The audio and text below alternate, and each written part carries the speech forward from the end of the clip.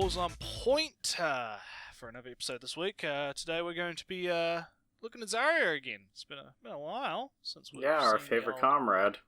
favorite comrade. And Getting some deja vu with this intro. and we're going to be looking at Team Rocket is still the best anime villains, which is a very interesting. Well, at least it is limited to anime, not manga or light novels. Not video games or literature. Yeah, it's a very objective stance, and I'm hoping that they will a Forteria start. Yeah, a little bit. So yeah, we'll start the. We're just gonna jump right into it and start the video in 3, 2, 1. Anyone who grew up on Pokemon remembers Team Rocket. Endlessly hilarious in their stunted pursuit of Pikachu, frequently empowering in their breaking of gender norms, and oh yeah, of course that's what it is. Well, I won't let that little slide from their hilarious pursuit of Pikachu. It is hilarious, of course. Yeah. I'm almost kind of surprised that she doesn't find the because the whole tranny thing was always played off for a gag in the show. So I'm almost surprised she isn't upset about it. Wasn't there an episode that was banned because of that shit? Yeah, there was an episode where James was growing tits and shit. It was really weird. He had inflatable tits for that was the bikini episode. And they banned that shit. What is Well, not. It's weird. I'm sure banned in America, I assume. Yeah, it's in America. That was one of the Safari Zone ones that were banned. Oh yeah, that's the one where fucking Ash had a gun pointed at him as well. No, that was a different one. But there were several. There was a few, that got banned for whatever. There's several episodes that are banned or not available in the United States. Yeah, it's less banned and more they just never dubbed or brought it over, so you can still find it online. It's because this was the 4Kids era, right? You have to remember. They weren't into that shit. But and also Japan's definition of what is for kids is kind of different. But so it does bring up an interesting question, because they mention the gender shit, and it's it never. I can only think of maybe in the historically, because it's interesting that the clip that they show is a modern clip, right? It's a clip from the modern era. Well, I don't think there's rather than the past. So is the gender thing challenging gender norms, as they put it? Is that a recent thing in Pokemon? Because I don't remember in my history. From what I know from the older series, Team Rocket would dress up in these elaborate costumes, and sometimes James would be a girl, and it's James and Jesse would be a guy. They would do that sometimes, but it wasn't always. Well, it seems to me it was more of a gag kind of thing. It's more of a gag. It's how Brock always tries to get laid, but always fails. So let me connect the logic dots. Is Zarya saying that gender cross-dressing is a gag? Oh, how? Oh, disavow. Disavow. We're gonna have to cancel her. Oh my god. Yeah, no, I think it's right to more. It doesn't do anything with it. It is there to show them as flamboyant, different, outside of the norm. It doesn't really convey a message of acceptance or whatever. Yeah, I've always found Team Rocket is Team Rocket. They've always been so zany, and there's something enduring about it that no matter how much they fail, they keep on trying and trying and trying. And you almost want them to win at some points because of all the effort they put into shit. I mean, they put a lot of effort into the shit they do. They're very theatrical. They're the difference between it's in Megamind, the difference between a supervillain and a villain is presentation. Yeah, I think that the gender thing was just it's just them inserting their bullshit. And that being said, and I guess I'll give some credit here to Zarya. Humor actually is a pretty good way to transition towards acceptance, as it were, because this is around the same time that Will and Grace aired in the U.S., and that was specifically about homosexuals. Why? But my issue with it is it doesn't go anywhere. And if it's just played for a gag. So if it goes nowhere, it is just something to, hey, look, they're being silly. So I don't think it doesn't convey any message of acceptance whatsoever. It is a joke. It has from the start, and it's today in modern shows. It is still a joke. So there's no. Yeah, I think there was an episode where like Ash was like cross-dressing to get into like a gym or battle someone. Yeah, there's like this level of looking things through a modern lens, right? Like nowadays, making a joke out of that kind of thing could be seen as, again, we have to disavow Zarya because she's making a joke, like thinking that jokes about cross-dressers and trans people or whatever are funny, right? You can't joke about that. It's a serious topic, right? Like you can't. Maybe in the West, and this is what I mean. And it's a demonstration. And I know we've been paused quite a lot on this, and we're not even like fucking 10 seconds, not even like a minute in, right? But like, it's indicative of the mindset that we even think this, right? It's indicative of the modern, like, sort of zeitgeist that we even, like, think, like, as soon as they bring it up, we go, oh, well, right? Which I think is a problem of Zarya's here, where it's like, that's the one thing that they have to latch onto, that they're latching onto to demonstrate this thing. Well, I wanted just to for an example, I wouldn't look at the Big Bang Theory for acceptance of nerd culture. I wouldn't look at the Big Bang Theory for acceptance of autism, is what you're trying to say. Yeah, or anything. So I wouldn't, in that same sense, I wouldn't look at Team Rocket as a symbol of non-gender, gender non-conformity. Gender non-conformity, empowerment, or whatever the fuck these people say. But anyway, we should continue because I've said my point. Blackface. This is what we call blackface. All right, let's go. Ultimately sympathetic in the hardship they continuously endure, this sterling trio has been an absolute favorite for well over 2 decades. The only character aside from Ash himself to have survived the many changes between regions relatively unscathed. Today, they arrive in the new Let's Go games, only a little over 20 years after being added to Pokemon Yellow, and as the title says, they remain anime's best villains. With so many acclaimed antagonists in the industry's wider portfolio, how do they mean? Why the fuck is Blackbeard there? I don't fucking know. Okay, but so you mean to tell me that Team Rocket is better than fucking Dio? And fucking, like, I mean, this, just Yagami. the list we've got on screen as it's scrolling, right? Just let Zarya give their case, man. Alright, let's let Zarya speak for itself, and then we'll continue. Let Zarya speak for itself, alright. It's self-emphasis on obtain such a lofty position. Well, let's figure that out by examining what it is that makes a good villain in the first place. No baddie can be said to be good unless they are, in some way, likable. Whether it comes from a wholehearted... Oh, fuck, it's so bad. Well, it's I don't like it either.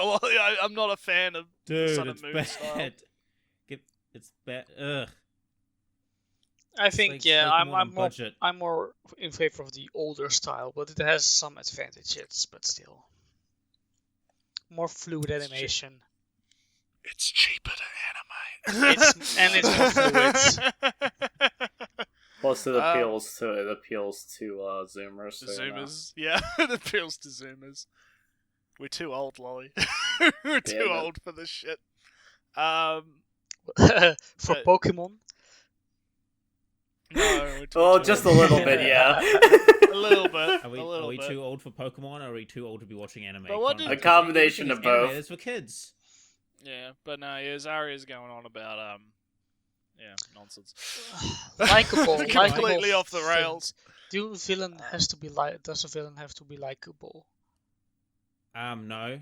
Well, some of the best. Well, they don't have to be likable, but some level of empathizing with them is actually beneficial. See Thanos in Infinity War. Yeah. What's the fucking? Go back to the list that he was mentioning before. No, we're not going back to the video. We're not going to risk the wrath of Watch Together. Yeah, we're not going to risk that shit. No, it doesn't have to be likable, but one thing you have to do is it has to tie into kind of the central.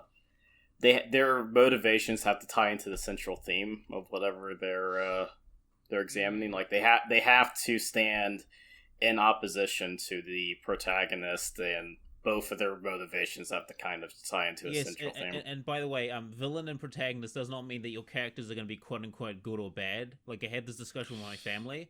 Like you can have a protagonist who's like this amoral asshole, and the quote unquote villain is like this guy who's just and fair and quote unquote good. Yeah. I mean, I saw Light Light is, I think, correctly labeled as a villain, but he's the protagonist of the story. Yeah, and I think we talked about this when the Anime Awards happened either last year or some other year, where they had Ainz from Overlord in Best Villain, and people were like... well, no, they didn't have him in Best Villain, they had him in Best Antagonist. Yeah. Or something. But they had put him in... Like, instead of having the category called, like, Best Villain or something, they called it Best Antagonist, and people were rightly chewing them out because Ainz is not an antagonist, he is the protagonist in the story. But he's the villain.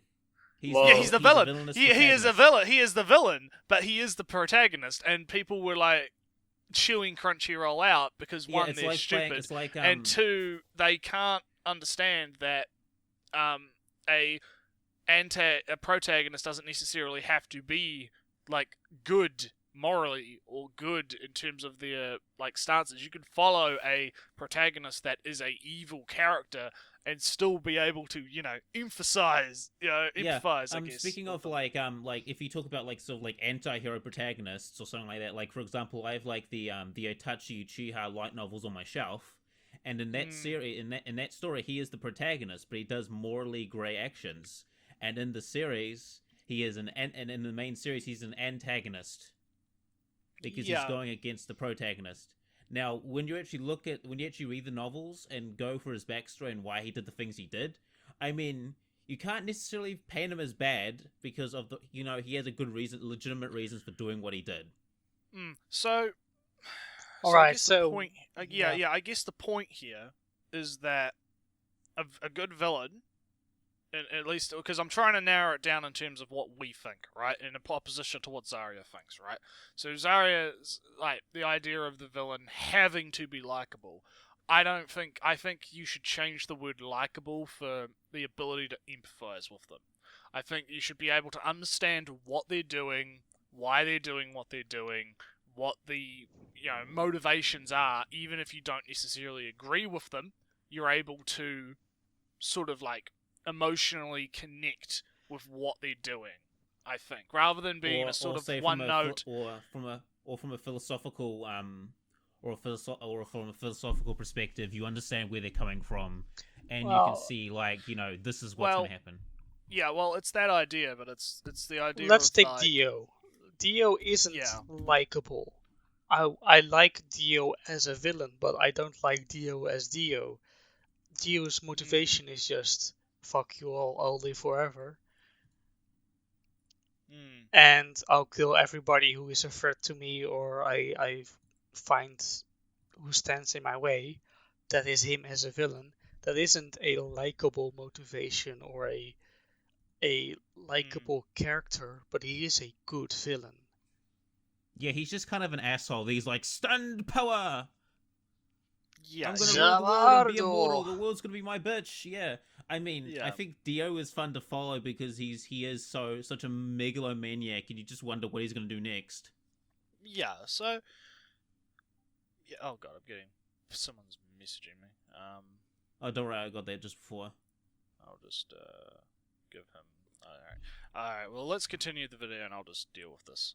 So yeah. Affinity or the feeling of loving to hate them, something about the character needs to be endearing to the viewer. After all, if you solely despise them, the same way someone may despise a person who's individually wronged them, it just won't be an enjoyable experience to watch. Of course, as with all rules of writing, this is but a general guideline, not a hard and fast commandment. There are great examples of villains who aren't likable on any level, and some stories need antagonists who just make you hate their guts. But tropes develop because they work, and sympathetic villains work extremely well. Infrequently serving as comedic fodder, Team Rocket is incredibly likable. They fail so often that you almost want them to win, without actually clamoring for the consequences of their victory to bear out.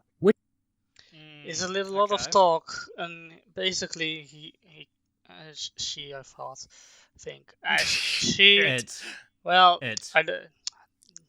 we're trying to take the high road here. Let's not be too mean. I don't hate Zarya enough to warrant the it. Yeah, so she's kind of being wishy-washy here. She said great villains has to be likable, but then she said, or love to hate. Well, something different. Or you don't have to like them at all. Yeah. But if you like a villain... It's a whole lot of words. It's a whole lot of words just to like go over what we just talked about. Yeah.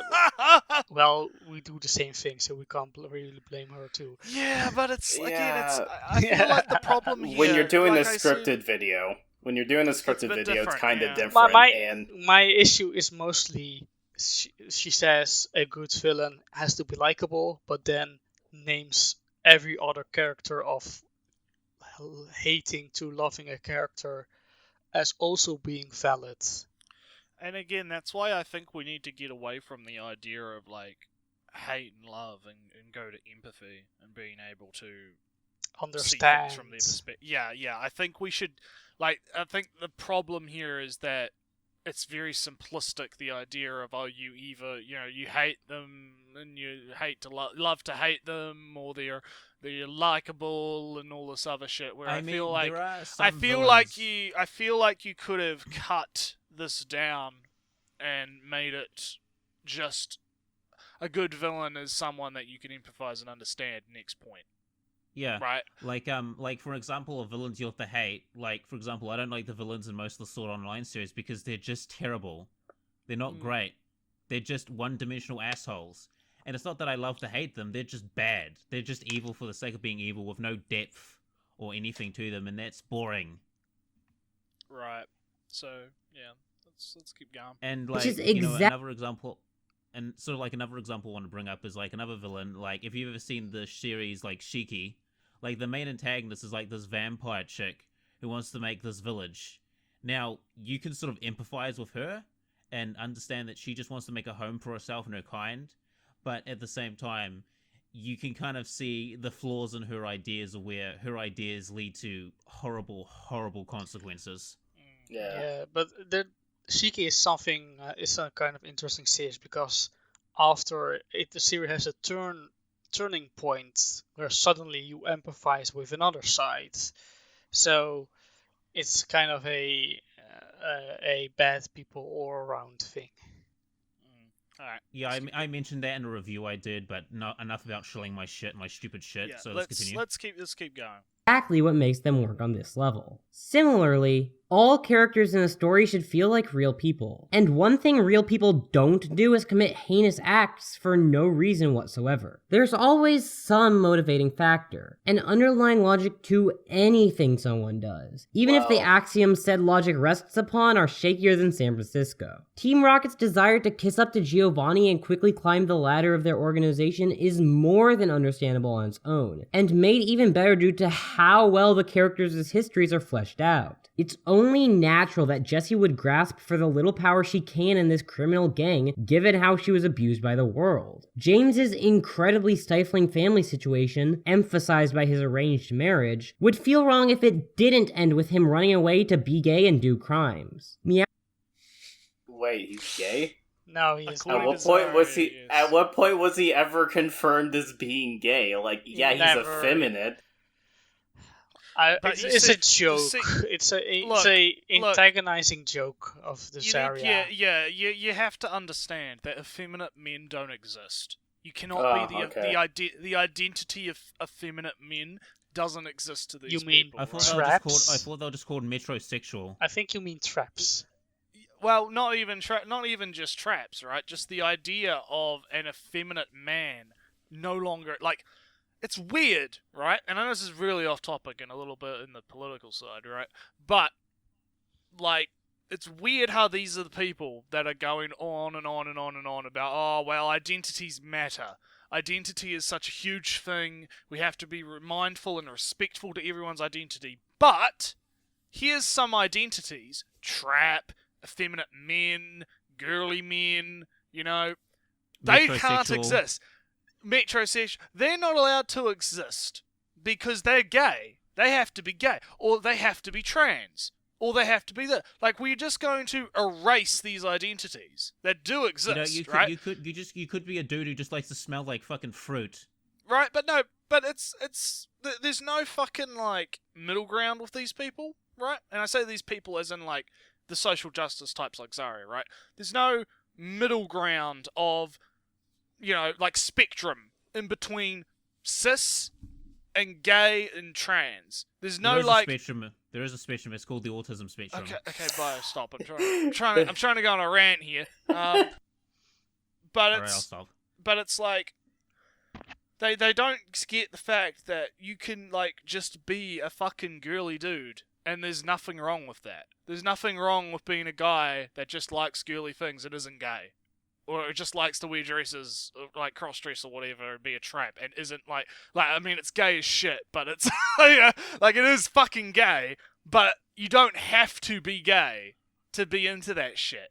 But the fact that they're no, you're trans now, no, you're a fucking gay man doing crimes now just because you're effeminate and you, are flamboyant and shit, right? And it actually really fucking annoys the shit out of me. They do this? I think you're just getting triggered over a single... I think I am getting triggered. I'm getting a little bit triggered, yeah. I'm getting a little bit triggered. Just to give it an example about myself, a lot of the body wash or soap I use is strongly fruit smelling because I like the smell of fruit. The audience doesn't need to know that. No. I need to know now. What fruit does it smell like? I know, but just use an example. No. We don't need an example, Bio. It's fine. We don't need an example. I was trying to fucking help, but fuck it. Who cares? Just delete it. Oh God. I'm just it's weird talking about these dudes. This is going to in the highlight reel. Yeah, fucking Christ. We've got Bio talking about shampoos. We've got Lolly, fucking, asking what a fruit smells like. What the fuck? I usually use mixed berry or apple. It smells really nice. You should try some. Alright, so nice. I'm going to forcefully redirect this to the video. Right. So basically... Alright, so this is a blooper reel. That's fine. Yeah, the point that was being made was that the motivations for good villain, you have to have natural motivation. Though people don't do heinous crimes for no reason, I think you could have a villain that does heinous crimes for no reason. That it would be part of the charm. Like a psychopath or a serial killer who just does it. Yeah. Because fuck it. So, you could say the Joker does it. Joker is considered the Joker of Batman. The Joker from Batman is generally considered to be a good villain, and his whole thing is randomness.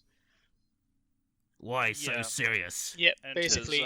His backstory, depending on what incarnation of Batman, is usually not very complicated. It's usually, he was a dude who fell into a vat of some bullshit, or he was a dude and then something happened, right? It's the Joker usually doesn't have the backstory's not actually particularly relevant when it comes to the Joker, which is actually very interesting to me. What's relevant to the Joker and what's relevant to all of Batman's villains is very specifically how they challenge his very specific ideals, his pacifistic ideals, and how he approaches his sense of justice. I was actually about to say that, because if you look at like the rogues gallery of Batman, they're sort of like the opposite of what he embodies. Like the Joker, he is chaos incarnate, and Batman is very much like law by the books. The villains of Batman are typically made to work off the Batman in a sense, right? And I think that's what made Batman so popular, is that it's like let's not delve too much into Batman. But the point I was trying to make, though, at the end of the day was, you don't have to have a particularly amazing backstory for your villains. They just have to fit a very specific role, or they have to fit a overall story goal that you're trying to make. They're similar to like rival characters in Pokemon. Like they're just slightly differently aligned from let's take an example that people love to hate on: Sword Art Online. The first season, the villain is the programmer. How Kirito defeats the programmer is by sheer willpower, which is kind of man versus the machine in that kind of sense. Yeah, the willpower, kind of. Yeah, but it's never backed up in any sense in the narrative. Well, it is kind of backed up in the sequel, which is Excel Worlds, which is better. But well, of course it's better. Yeah, it's been made after Sword Art Online with more experience, etc. But we've been over that. Yeah. But you could say the villain is somebody who just wanted to play a game versus he had a plan, things in order, but then comes Kirito, he does things out of order, human nature, etc., and he defeats the villain early and through sheer willpower. Alright, so there you have a villain that is thematic opposed to Kirito. Is he a fantastic villain now? Hey Kiaba, why'd you do this? I have no fucking clue. No, he just did it for the fun of it, and that doesn't really fit his the theme. So it's a lesser villain in that sense. Still, it is more. It is a. Difficult to explain, of course, but I don't think that Team Rocket's ambition to go to the top is that much of a reason to so endlessly hunt Pikachu that it makes them special in that regard. If I can place the same motivation and same things to a villain in a Sword Art Online, which is everybody agrees is so horrible it should never existed at all. Slightly exaggerating. Well, that should exist because it teaches people what not to do when storytelling. But I digress. That is true. So, I'm thinking now. Point. Going back to the actual we'll keep this on topic. Now, going back to the Team Rocket backstories, if I remember correctly, Jessie was going to be an actress, but that fell short. No. I'm pretty sure. No, Saria just explained it. Apparently, Jessie was basically a thug, just a criminal gang on a bike, not a motorcycle. And we need to pull up the wiki for this. And Jessie was I don't particularly think we need to go Kazari's explanations were pretty decent enough. Just to sort of Bayo knows it too. And Jessie is a rich guy who ran away from his house. Yeah, I know because that chick wanted his dick, and he was like, nah, right, right. And then of course their driving motivation is trying to climb the ladder, but the issue is when you actually think about it, do they have to get the Pikachu? There are other Pokemon out there that they could be getting. It's very simplistic, but then again, it's fucking Pokemon, so it's kind of I'm not. Yeah, I kind of wonder if they do it because they respect Ash in all sense. I get a feeling that we're looking a bit too fucking deep here. We never.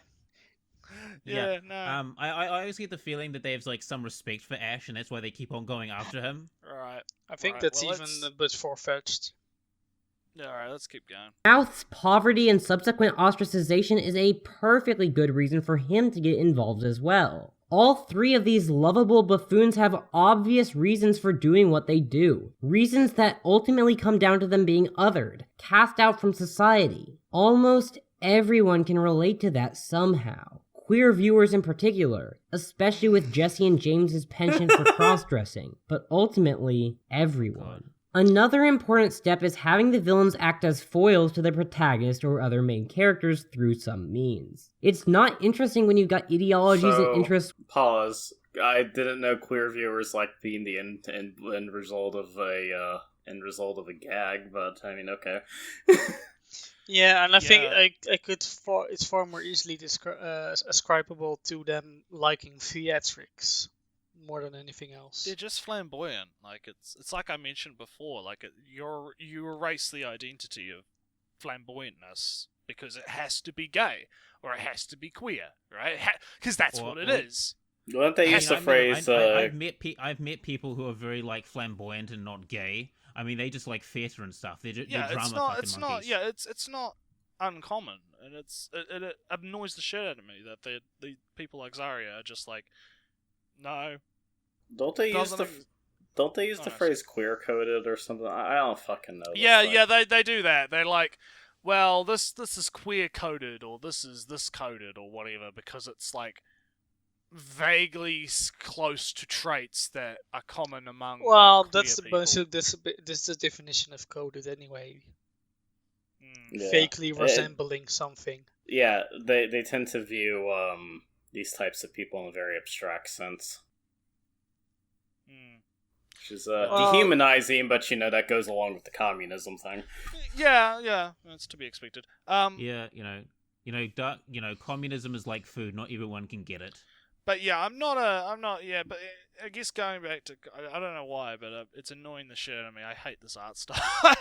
We were looking at like Jesse and James's faces before, and I'm just like, what the fuck? In-game It looks like a Flash cartoon. I'm not a fan, but that's besides the point though. But it's just like, it's annoying me.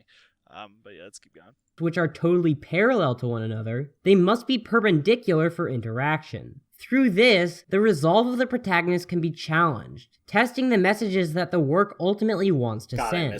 You can't write a compelling thesis without accounting for the counter-arguments, after all. Team Rocket embodies this. They share similarities with Ash and his crew in their close relationship and valuing of companionship, occasionally even working with our heroes when things get bad enough, which clearly demonstrates their existent moral compass. But their willingness to make use of underhanded tactics, to steal Pokemon from the trainers who love them, ultimately makes them a detestable presence. And that, too, is key. They are bad. They're not just antagonists, they're villains. They are juxtaposed with the ideals of Ash so as to make his good points even stronger, without them becoming annoying to actually watch. It's that. Like a lot of villains in any show that has competent theming. Yeah, it's almost like that's the fucking point. They're normal villains, and I don't see why this makes them special in any way. How many, especially in children shows, how many times does the villain in a children's show sometimes work with the hero? Quite often actually. Yeah, almost. Like in Power Rangers is quite common. Basically every show ever, every children's show, villains work with the heroes at some point. I mean, you have like Swiper the Fox who works with Dora the Explorer, and usually they're like telling him to fuck off because Swiper knows swiping.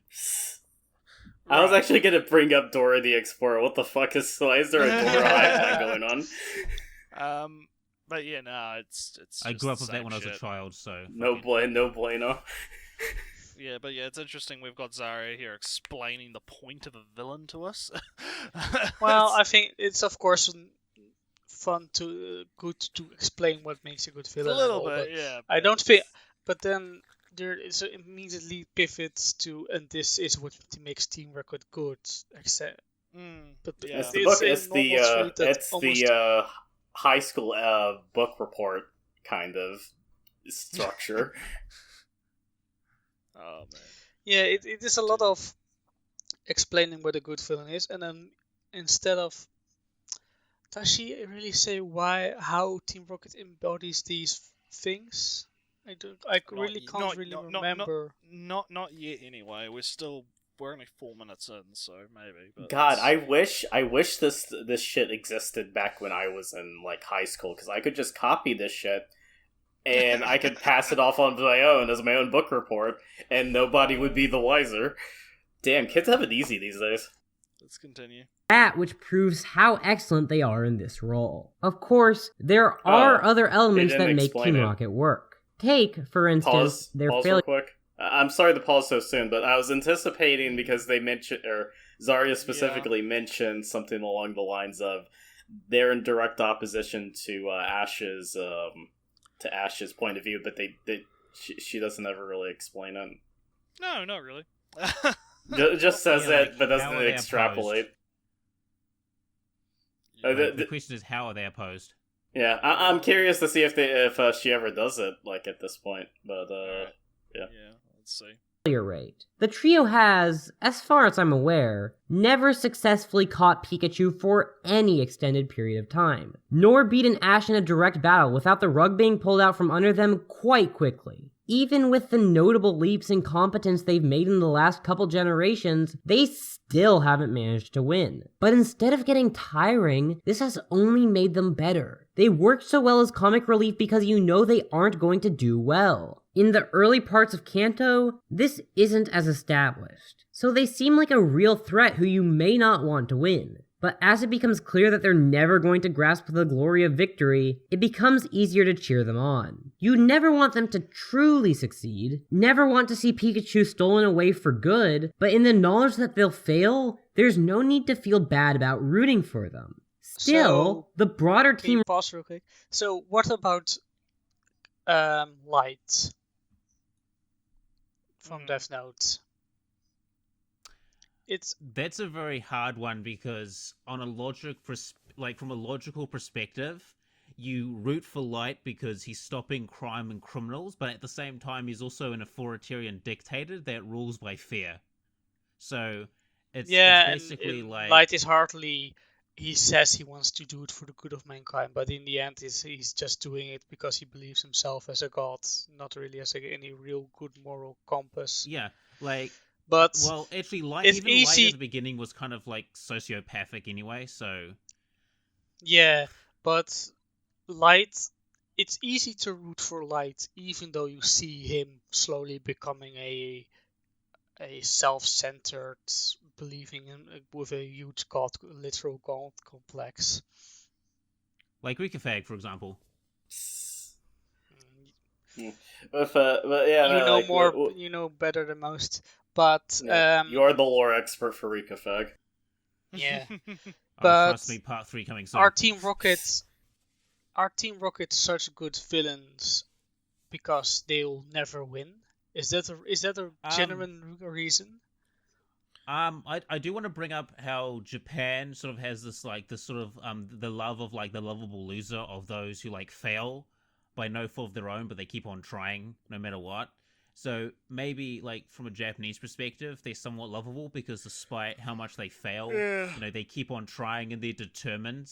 I mean, their tenacity has to be applauded at some point. I mean, most people would have quit after, like, the 5th season, but these guys, they just keep on going and going and going. And but each other. What do you think of Zarya's claim that in the early series there were less good villains because you didn't know if they would. For the first 2 episodes, maybe, but it kind of became apparent around the time they hit Cerulean that they're not going to. Like even when I was 4, I knew. Does that make them better villains? That you know that they will fail. I don't think it makes them better. In a sense, I think it makes them sort of like inspirational in a sense because they're not giving up. Like they're going to keep trying. They're going to keep trying until they succeed.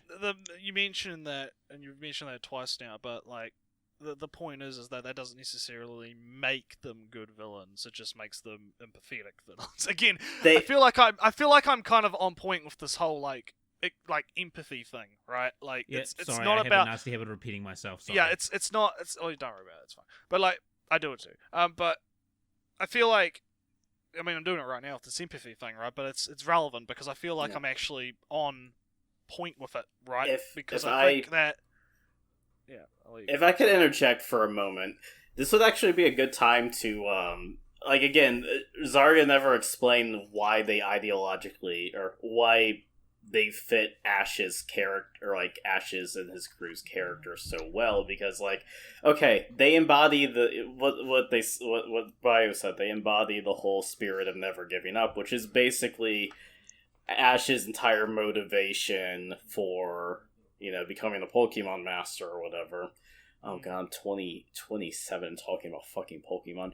Anyways, it hit me like a brick right now, but yeah, no, like, so this would be a good time to be like, oh yeah, no, they complement each other at this, but like Zarya never mentions why they complement Ash's worldview. No.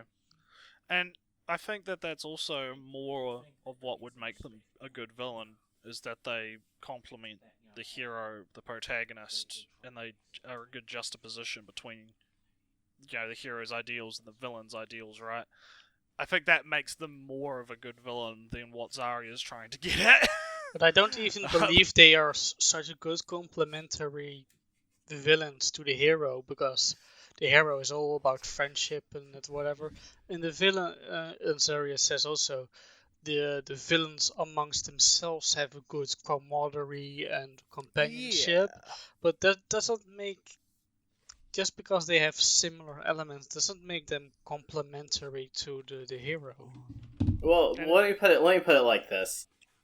They're complementary because they have similarities to one another, but they're directly opposed in almost in an ideological sense, because, you know, their end goal, it's kind of the end, or how would I explain this? Their end goals are morally different despite having relatively the same outlook on life. If that makes sense. Yeah. There's a tie that binds them to the main character, but there's just enough that it kind of challenges them. Not that this ever really is explored in any depth in Pokemon. No, I mean, you say challenged, and I'm sure challenged as in Ash has to challenge Team Rocket for keeping Pikachu. This is never explored in any depth, because this is an episodic series that has been going on since and again, we're looking really deep into the Ash's worldview is never challenged by Team Rocket. It's never really even completely explained too much, because he still has the 10-year-old mindset of, oh, gotta fucking catch them all and ignore Misty's advances.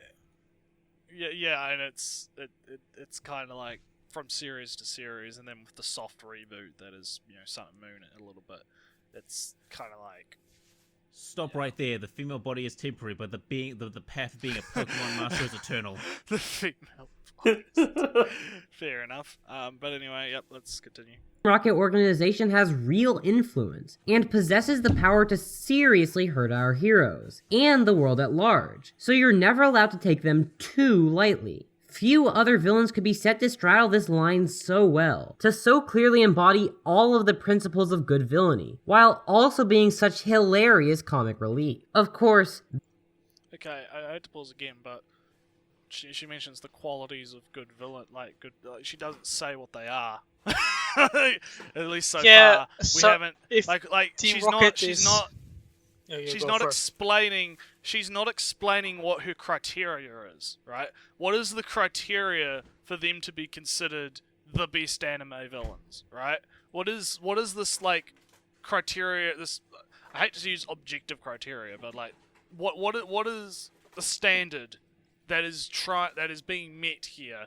Because she's just saying these things like, well, you know, they meet the qualities of good villainy, they embody this, and that, like, all this stuff, but not actually explaining any of it. Like, like she kind of expects. It's like she kind of expects everyone to just kind of already know what makes a good villain and take her word for it. I think the actual answer to why this video is titled "Team Rocket are still anime's best villains" is that it's clickbait. That's basically it. This looks nice. This is an eye-catching title in the little recommendation box on YouTube. So there you go. That's it. Give me my Patreon, Dosh. Give me my income. I refuse to tax. We live in a society. But yeah, I just wanted to pause for that because it's something that I'm noticing in this video is that they're making these statements but not qualifying what the criteria is that they're judging the statement on. But anyway, let's keep going. That only explains why the Team Rocket trio are good villains, not why they're the best. For that, we'll have to make some comparisons. Here we go. So how about we start with the ways in which they avoid the same traps that poorly written characters fall into. There may be a deluge of great villains in anime, but there's plenty of abysmal ones as well. Take, for instance, Sword Art Online's Nobuyuki. A low-hanging fruit, I know, but it's an instructive comparison. Nobuyuki isn't remotely fun to watch. His smugness is utterly undeserved, and he never demonstrates himself to be anything other than an awful person. While his pure lust for power makes logical sense, seeing as a great many real people do the same thing, especially when you've already got as much privilege as he does, there's nothing more to it than that. His goals aren't interesting, his backstory doesn't make him richer, he's just a boring villain all around. Where Team Rocket thrives in how sympathetic... Oh, completely different time of recording, but that's fine. Sounds like a different mic too. But you can say the goal of capturing Pikachu is that such an interesting goal. Not, but yeah. Also, the thing about the Sword Online guy is that dude is like way too obvious with what he wants. I mean, if you want power, don't be fucking obvious about it. Pretty much. And yeah, like, I don't know. Yeah, he literally says to Kirito, "It's like, hey, buddy, I'm gonna fucking rape your girlfriend, and you can't do anything about it." Yeah, and here's the thing: like they are talking about the motivations of Team Rocket, like they're this incredibly deep and interesting thing. But this was like a one-off episode that the writers probably forgot about. Yeah, and back on the Sword Art Online guy, like Bio's quite on point with that because it's like that's how you get fucking shot. Like being like, well, Japan doesn't have guns. well, okay, you get stabbed or whatever, right? But like that's what I mean is you don't openly. That's why he fails as a villain because like in it's not realistic enough, I guess, in the sense that if it was a real life situation, like you know that Kirito's gonna find some way to fucking ruin this dude, right? Like you know it's gonna happen. Well, just a mic on your jacket is enough. I want to point out something. To anyone who might have watched this video before, have any of you finished watching this like all the way through? Or are we doing it first time this? It's the first time. I skimmed it for preview. Okay, if you're skimming it, then I do actually have a question. Because they compare Team Rocket to poorly written villains. I don't think anyone's going to disagree that the villains in Sword Art Online are well written. The second season is way worse than the first. Yeah, I know. That's not important. What I'm trying to say is that wouldn't you want to strengthen this argument by comparing them or contrasting them or even comparing them or examining the similarities to well-written villains as well? Because if you're just examining poor-written villains, you know, you're going to like semi-competent, or you know, it's kind of like, you know, the low hurdle to pass. You're not, basically, and not quite a straw man, I don't think, but you're setting up a very low hurdle to jump over. That well, that's basically a straw man, isn't it? Making a weak argument to strengthen your no. A straw man is constructing an opponent's argument. So Yeah, it's yeah. a debate. It's a debate thing. A straw man is when you but it's when you construct an argument that your opponent is not making, so that you can burn that down rather than the actual argument. I would say like it would be more akin to the reverse of an Iron Man. Because an Iron Man is the reverse of a straw man, where you're trying to strengthen your opponent's argument and take down the strengthened version of that argument. But it's somewhere, it's kind of like, I don't know, a Sandman, where it's you're constructing, it's like you're constructing a weak, like you're using something that's weaker to try and strengthen your own argument, but it's still a sandcastle and can be easily knocked over. Right? Or something like that. Also, genre difference too. Because I feel like, I think a better choice, considering that, you know, Pokemon is a children's show, you should be comparing them to other children's show characters, you know, Pretty Cure or something like that. Hell, even compare it to maybe a Western villain, because then you could get the whole West versus East storytelling angle in there as well. That could have been quite interesting to have a look at. But of course, got to keep the video under over 10 minutes. Over 10 minutes, and you know, nothing scores you easy points. 15 minutes. Yeah, nothing scores you easy points, like, you know, Sword Art Online bashing. By the way, I like how she openly mentions that it's a low-hanging fruit, and it's like, well, if it's a low-hanging fruit, why not choose something else? Don't choose it. Yeah. Why would you challenge yourself? Don't idly admit you're not challenging yourself. Alright, let's continue. Pathetic they are, in how easy it is to understand why they commit evil acts, and in how much we cheer for them, Nobuyuki is completely unrelatable, and has never been cheered for by a single person on the whole planet. Well, other than by weirdos who hate Kirito so much that they want his girlfriend to be raped, but people like that should... not. He provides no real ideological counter to his protagonist either, and while Team Rocket's rebuttal to Ash's "don't steal Pokemon" is hardly a strong moral treatise, it at least exists. Nobuyuki, on the other hand...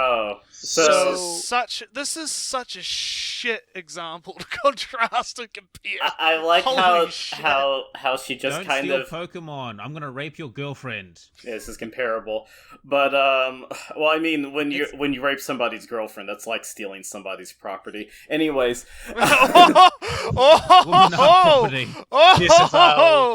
Hippity hoppity, get your hands off my property. But no.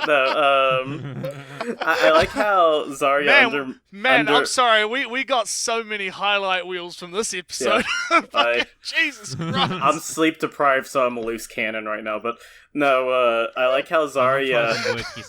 I like how Zarya undermined her own argument by saying, "Oh, it's not a strong example, but at least it exists." So it's like, yeah, you're kind of admitting that you're going after the low-hanging fruit to, prop up Team Rocket as being good villains, because you're not comparing them to good ones. You should be comparing them to good ones right now. Yeah, like, it's really weird.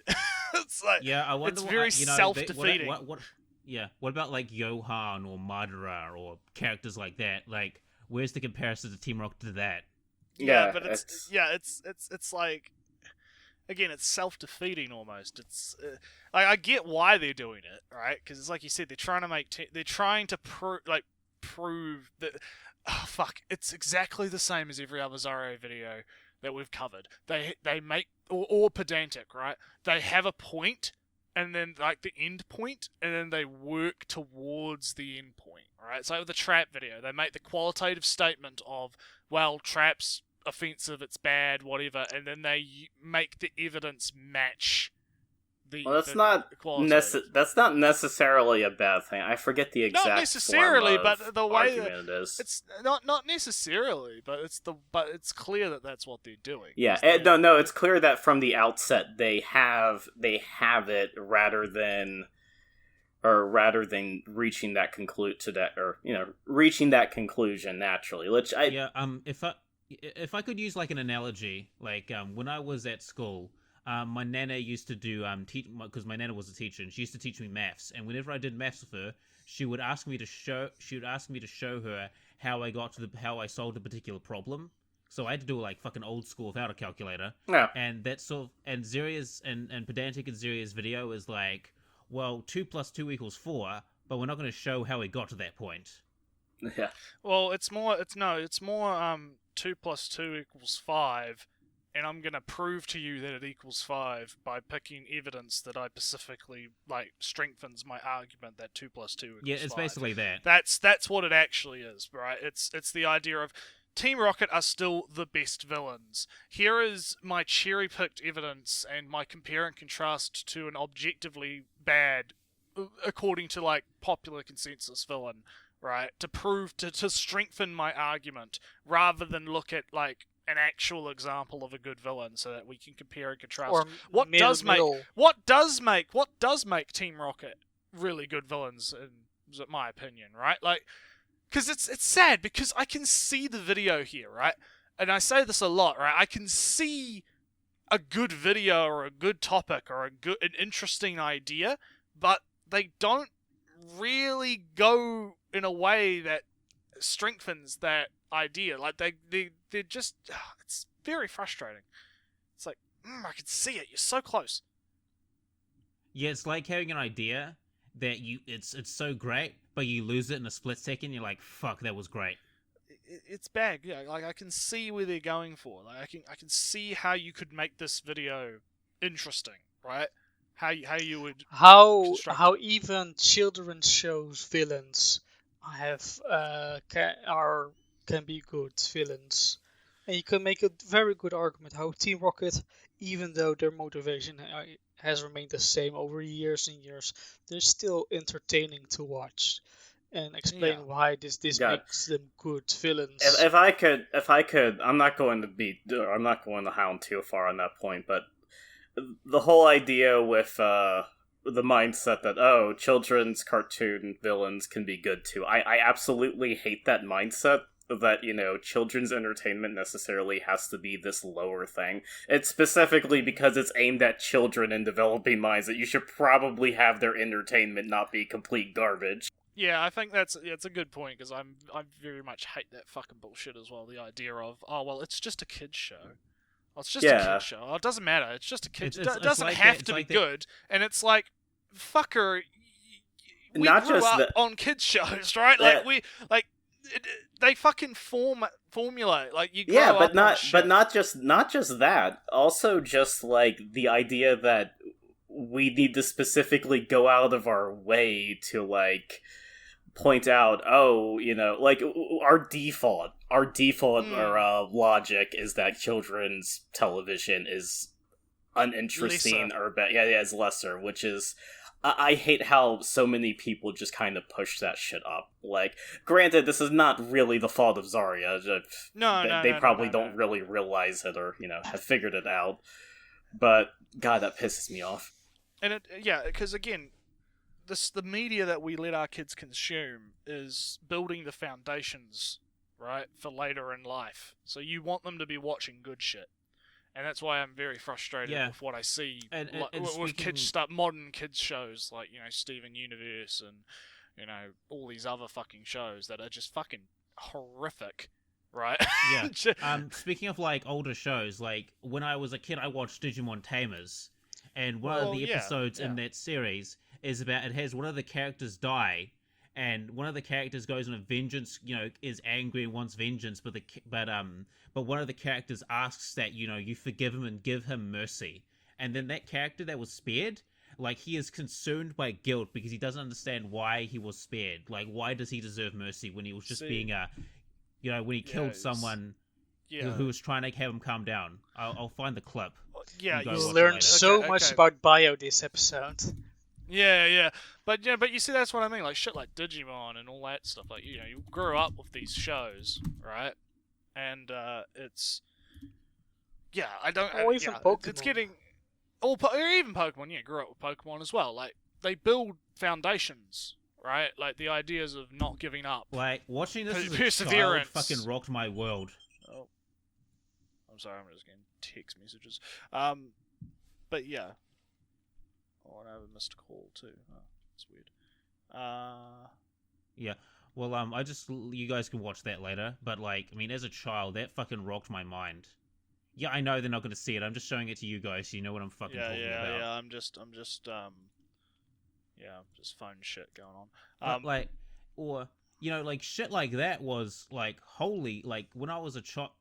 Oh, shut up, Ellie. I was trying to make a conversation. Anyway, like, things like that as a child were, like, mind fucking blowing. I mean, that was very... I mean, I would say it's quite mature. That was quite mature for a children's show because it talked about death and acceptance, or vengeance and guilt and all this stuff. And it's like, but anyway, we're getting a bit off in the weeds. So let's let Zarya okay, I'm continue. done for now. Let's let Zarya continue, and we'll get back to it in a minute. And does nothing to challenge Kirito's ideas about VR in the real world. For a more divisive option, let's look at Genthru from Hunter x Hunter. Again, there's nothing particularly interesting about this character. He provides little challenge to Gon and Killua, beyond a purely technical one. They have a hard time defeating him, yes, but their ideals aren't shaken by him. Given that he had been preceded by the Phantom Troop, this is a big disappointment. He's just a bad person who's willing to kill a bunch of people to get what he wants, showing little remorse, and consequently, little depth. Unlike Nobuyuki, he doesn't actively make the show a slog to get through, and Gon's feats in the battle against him are amazing to behold. But again, there's nothing to him. I can't possibly imagine anyone rooting for him to win the day. And I haven't read much of Hunter x Hunter, but from all I can really gather, this is the other more middling example, or what they specifically choose as the divisive example, is somebody who is preceded by a great group of villains. And I think if Zarya would have focused on that great group of villains that preceded this, again, it would have strengthened their argument, because that would have actively have challenged. And in particular, because the Phantom Troop or whatever is a group, it's a better fit for, Team Rocket, which is also a group of villains. Yeah. Yeah, and the thing with the Phantom Troop is that they have, like, admirable qualities about them. Like, yes, they do fucked up things, but they have sort of, like, they have cool things about them. Yeah, so and that's why you like them. Yeah. They're empathizable, like Netsunu was saying. Yeah, so you should probably be using them as the comparison example in this, because it would have balanced out the argument. But, that challenges things. You can't have that. But yeah, can't have that, but yeah, let's keep going. And everyone I've ever talked to has wanted that from Team Rocket. But okay, it's not fair to just look at bad examples. Of course our beloved trio is better than them. How do they fare against similarly adored villains? Well, it's hard to decide which to compare them with. I'll never end up rooting for Griffith. I just can't support... Yeah, this said nothing wrong. This thing about you have to like or support a villain in order to have a good... in order to have the villain be a good villain. Yeah, like, you don't have, like... Okay, fine. You don't support Griffin because he's a rapist or what? Did he actually rape her though? No, it was consensual. Yeah. So what? Wait, what? What is she? Well, consensual by Berserk standards, I should say. Yeah, but that's what I mean though. Like, how is this rape? Like, I don't. I've read and watched Berserk. Like, I don't understand. And by the way, that chick is in love with Griffith, by the way. Yeah. So. From what I remember, she was in love with Griffith, and he just came in through the window, and they just snoo-snooed, right? Like, it wasn't like he forced her down and just started fucking ramming the rod into it. Like, what? Has Zarya even fucking read or watched Berserk? Because well, probably I think. Basically, the issue with Zarya is that she thinks in order for a villain to be a good villain, you have to like the villain or support the motivation, support the reason. The backstory.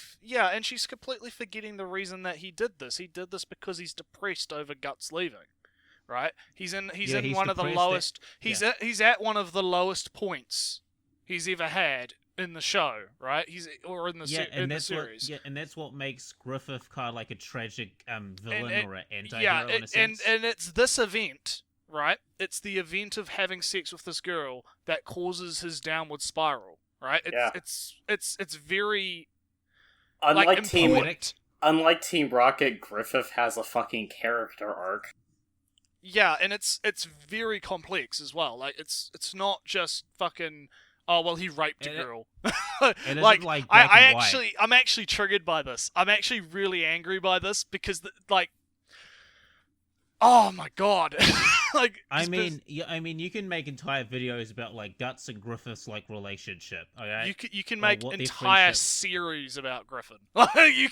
you could have video series about. He's that well done. He's that complicated. Like he's a fucking interesting character to look at just because of his motivations. And he's still interesting even now. Like he you still is. don't know what the fuck he's doing. Yeah, he's interesting even now, and it's like the modern like or the current like where Berserk's at now. It's very interesting how he's become kind of this savior to humanity in the world where like the magical creatures have returned, and he's created this utopia and all this other stuff. And I think he's built his kingdom. He's done his dream. It's very interesting. And again, fuck all that.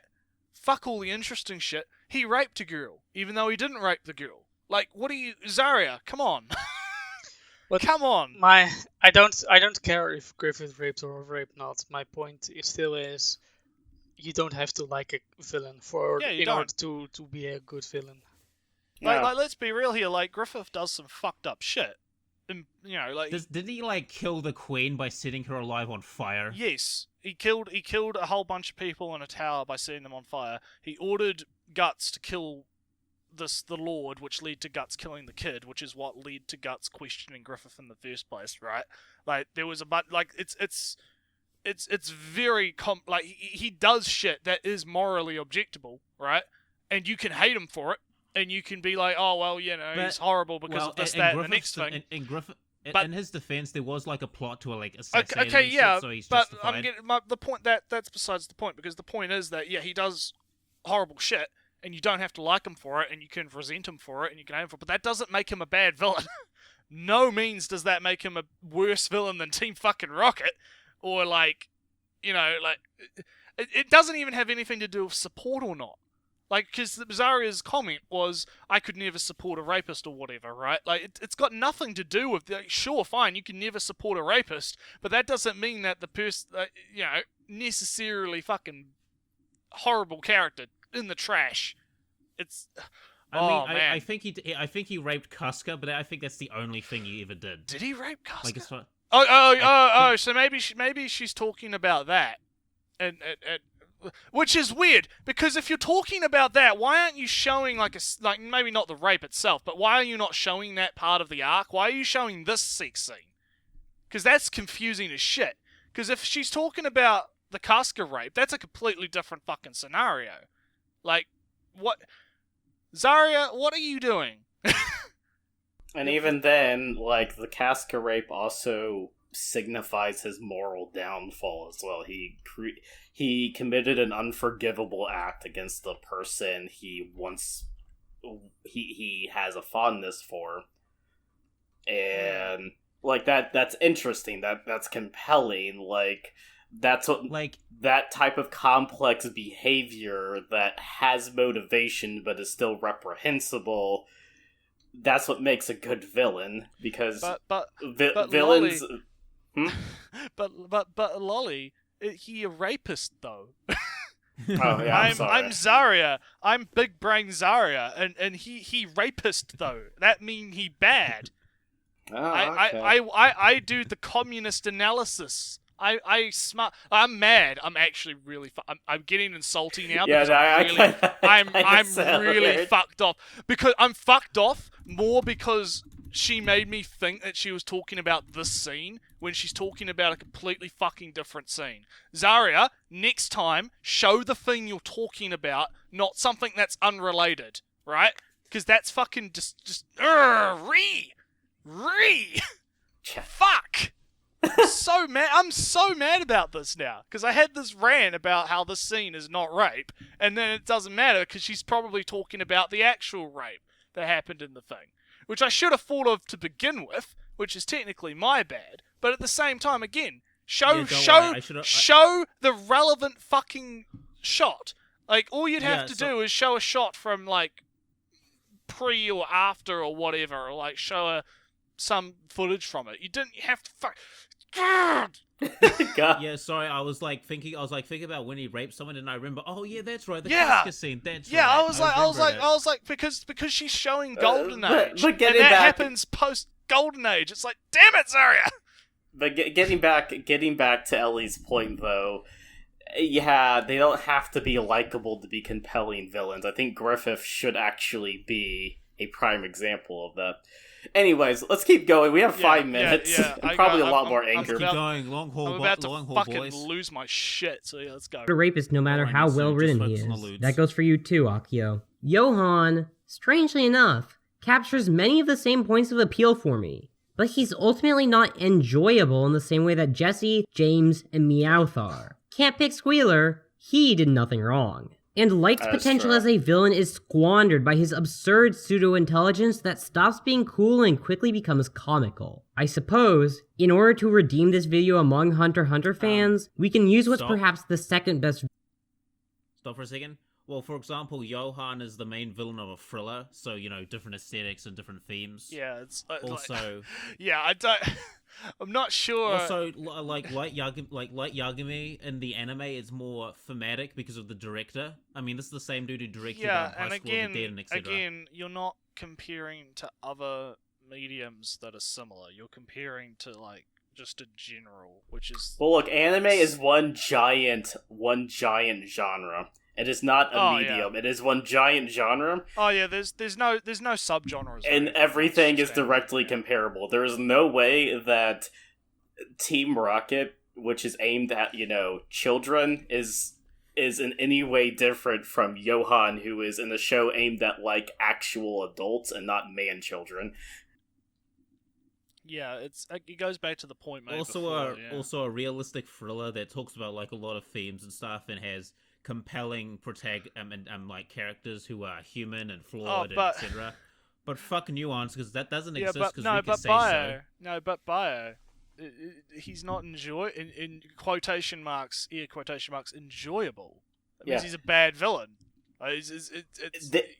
What? Really? I like him because he's fucking chilling and creepy, and I love it because he seems like someone who could actually fucking exist. But enjoyment though. Yeah, but my critical thought. Yeah, but this is why I keep saying she should have been comparing it to other children's cartoon, actual, aimed at younger children type of villains, because that's their audience. That's the title of the video is Anime's Best Villain, so I think... Oh, yeah, that's true. In the genre of anime... Why not edit that to say Team Rocket is the best villain for children, or the best children's cartoon villain, or something like that? Why not just... again, it's like... I can see the video here. I can see an interesting video that would have been kind of cool. Like the idea of exploring villains in children's anime. Not just anime, but again, you could do the Western angle as well. You could go, right, here's a compare and contrast between how villains are handled in a Western versus Eastern kind of way. Or you could do, there's a million different things you could do with this idea, but she's chosen the most basic and gone about it in such a way that it's infuriating. The fact that Zarya is comparing Johan to Team Rocket to Light Yagami to Team Rocket, it's like comparing Madara to Hisoka. It's like same genre, but different characters. It's like comparing High School DxD to Cowboy Bebop, right? You're not. I always but even say that would be a bit more comparable because it's within the same age group. A lot of people gave Roger Ebert shit when he complained about how many people were or how many adults were getting legitimately torn up about the movie Up, and that's kind of a douchebag standpoint to just dismiss people's emotions like that. But I mean, the end result of taking children's shows too seriously is unfortunately this, when we're comparing Team Rocket to Griffith for some godforsaken reason. Yeah. It is... Your children's show is not that deep. Please stop. We're almost there. So close. Let's continue. Villain in all of anime. Meruem. Togashi's writing of Meruem is absolutely genius. There are scores of videos and essays already composed on why his development is brilliant, so let it suffice to say that over the course of his screen time, he goes from a sociopath with little concern for his fellow ants, let alone human beings, to an empathetic being whose morality stands far above that of the society he fought. His story is deeply moving, and by the end, you not only cheer for him, but actively want him to win. I have never cried as hard as I did as his arc came to a conclusion. His ideology directly counteracts the warped logic of society, which claims that non-human lives are inherently less valuable than human ones. This becomes so evident by the end that there is active change in the mindset of main characters, in the people he directly fights. How could I possibly argue that Team Rocket is better than him? Well, as great as Meruem is, he's neither iconic nor integral to the work he's a part of. What do I mean by this? Well, first, he pales in comparison to Team Rocket on a symbolic level. Everyone can recognize.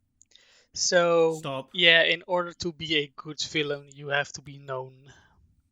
I'm just like, okay, first off, like the thing with appeal to popularity. I want to mention something. Like the thing with the dude from Hunter x Hunter. Like he starts out as a simple character, but he evolves because he's an actually like self-actualized being. Like he's a sentient being that develops his own morality and stuff. I mean, if you want to talk about master and slave morality, that's an example of it because he's becoming the higher ant essentially. Right. But you see, he's overcoming his baser urges. The problem I have here is that I've not watched Hunter x Hunter. Yeah. I know nothing about Hunter x Hunter. But I've watched it. But the problem is every single thing Zarya just said means absolutely fucking nothing to me, right? Outside of that, you have to explain shit, right? Because you might have people like me watching who have no idea, like, what is this character's deal? Like, just give a basic explanation. Okay, so this character's deal is this, right? They are, like, from what I gathered from the footage, like, there's a child, and he's trying to protect the child, and he doesn't like society, and the society is a society that, doesn't like non-humans. Natural society. We live in a society, right? But that's all I can gather, because Zarya doesn't actually explain. She's expecting you to just know, and yet here she is saying, oh, well, he's not an iconic thing, and he's not, like, well known. Well, that's a problem, isn't it? Because you didn't explain who they were. So how am I supposed to know anything? Like, I don't know nothing about this character. Why are they good? What makes them a good character? You can't just expect people to know what you're talking about. You have to tell people.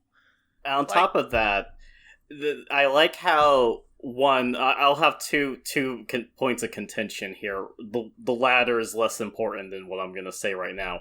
One, they look at that character, or I like one of the things she says that that character wasn't integral to the story, but that was right after saying that they directly oppose the main ideals of the main characters, right? Yeah, they directly to the point. Yeah, to the point where she mentions that it changes some of the ideals of the main characters. That makes them integral to the overall story, though, because it changed their worldview. Like, that is actually something that, is relevant to the overall plot. That's looking at it in a vacuum where it's like, well, they're just completely irrelevant outside of this event. No, they're always relevant from that point forward, because that is something that opposed the main character's ideals. Secondly,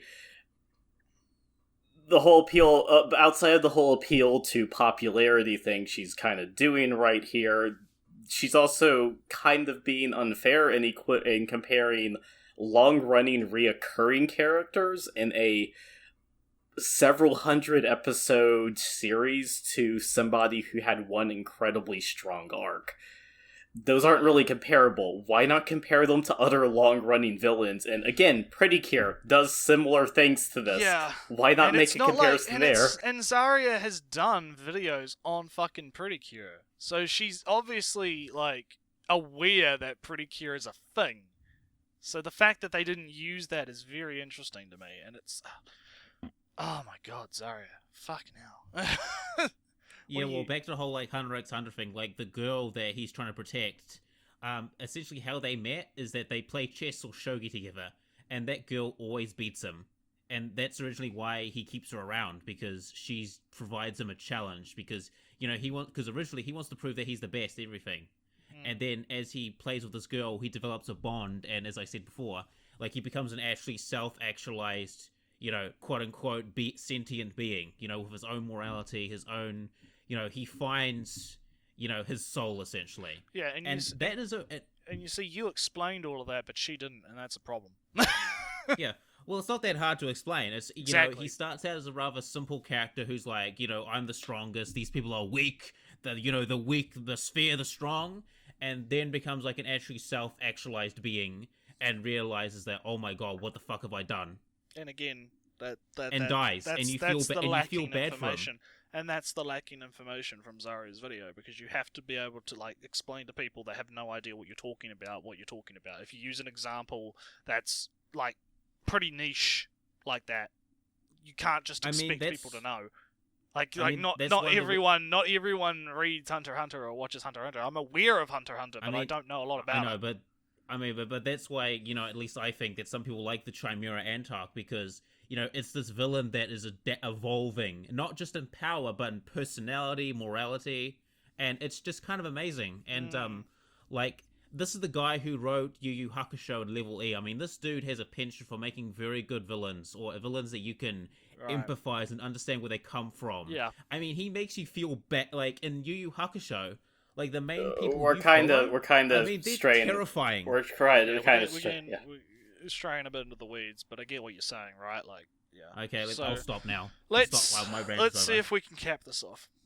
Recognize Team Rocket immediately. And this isn't true of Meruem. Some of this is simply due to the relative scale of the franchises at play here. Certainly, things would get far closer if you compared Team Rocket to any given Dragon Ball enemy. But some of it comes down to familiarization. The trio appears nearly every episode, executing on a fairly well-understood pattern in the process. Meruem, for all of his memorable moments, simply can't compete with this. Second, Hunter x Hunter is perfectly capable of functioning without Meruem. It did so for a whole 90 episodes just fine. He certainly improves the work, and as an evangelist of the Chimera Ant arc, I don't want to reduce his impact in the slightest. Without him, the themes and narrative of the work would be significantly weaker, but it would still be functional, even great, which can't be said for Team Rocket. Could you imagine Ash and crew making it through a given region without the threat of our resident trio? I can't. But I can imagine a direction that Gon and Killua's journey would have went without Meruem. And while it would have been different, it still would have looked like Hunter x Hunter. Pokemon specials may eschew Team Rocket, but they only do so to add variety. They are simply too core to the way the show functions and its many positive aspects to get rid of, which is why it's never happened. I mean no slander to Meruem in placing him below Team Rocket. I love him dearly, but for as much as I think about his wonderful arc, nothing he ever does is imprinted in my mind as clearly as blasting off again. Pokemon is in a great place right now. With a new game coming out, a new gen just around the corner, and an excellent anime airing, the franchise is just as alive as ever. Sun and Moon continues to wow me almost there are a couple of disagreement points. Of course, Pokemon is fine. Pokemon will exist. That's not the issue. Yeah. It's... things you regret saying in hindsight. Yeah. But it's I just... Oh my god, yeah. Let's get... We're almost there. Did I still do a better job of... Okay, I'll say let's get to the end, because we're almost there, and I can feel the Patreon shit coming up, so... Every week. And a big part of why is how fresh Team Rocket feels. Far less concerned with catching Pikachu, they do odd jobs not just as a way to scrounge up some money, but as a real passion nowadays. Credit to Ember Reviews for talking about this before his channel was taken down. We've seen them make minor adjustments gen after gen, and I couldn't be happier with how this familiar yet different found family feels. Jesse, James, and Meowth are probably always going to win the Best Villain award for me. They've never gotten boring in their 20 years of screen time, and I can only hope I'll get to spend another 20 with them. What was that suddenly other mic recording?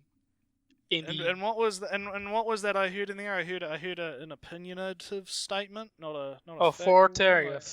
for Terrier's statement. This is how I feel. Like I in my opinion, like because she was like for me, right? Like she's talking about herself, right? And how she thinks that they're good villains. It's like, oh, fuck's sake, Zarya, you're so frustrating. So anyway, yeah, how do we want to cap off? Because after all those rants and shit, I'm fucking exhausted. I'm tired and I want to stop. My brain is exploding right now. Like, I think I've just transcended humanity again. Well, one of the things she capped off with was that she never got bored with them for, in the 20-year run, but she never quite explained how they managed to keep them from becoming boring, because, not gonna lie, by the time I was 14 and they were in the Hoenn region, I was kind of sick of their shit. Yeah. I kind of got bored around, like, Black and White generation. I kind of got bored with them. Yeah, I don't know when I kind of. I was around 14, 13 around the time. Like, I didn't hate them, but it's just like, I got better things to watch, like Digimon. Yeah. Okay. But Ellie, what about you? Ellie? Yeah. Ellie's dead. Well, Ellie's had enough. He's done. Let me fill your dark soul with light. All right. My general opinion on this video is it's basically a giant excuse. It's a constant stream of excuses and special pleadings to make Team Rocket the best. Others aren't so good because of this reason. Oh, they have to be. They're not good enough villains because not enough people know them. If you remove those villains, it would be a different story. So that's not a good villain. I don't like this Griffin villain. Did a rape. No, Griffin did a rape. Griffin did something horrible, and therefore he's a bad villain. He's not a good villain anymore. So it's a bunch of excuses in order to make only one villain possible to be the best villain, and that's Team Rocket. It's kind of pretty much sums up my thoughts as well, honestly. I don't like. Other than that, it's a typical Zarya / pedantic video where they do that thing where they fucking they do the authoritative statement and then they make the evidence match what they're trying to say. Sometimes I can't tell where Zarya begins and Pedro ends. Like, they're so similar to one another. Yeah. It's the hive mind, trust me. But anyway. Wait, was Zarya the one that did the I might have mixed up Zarya with Pedantic Romantic at the beginning. I wouldn't be surprised. Was Pedantic Romantic the one who did the Kaguya? Yeah, that was Zarya. No. Zarya. No, no, Pedantic. I believe No, Zarya did.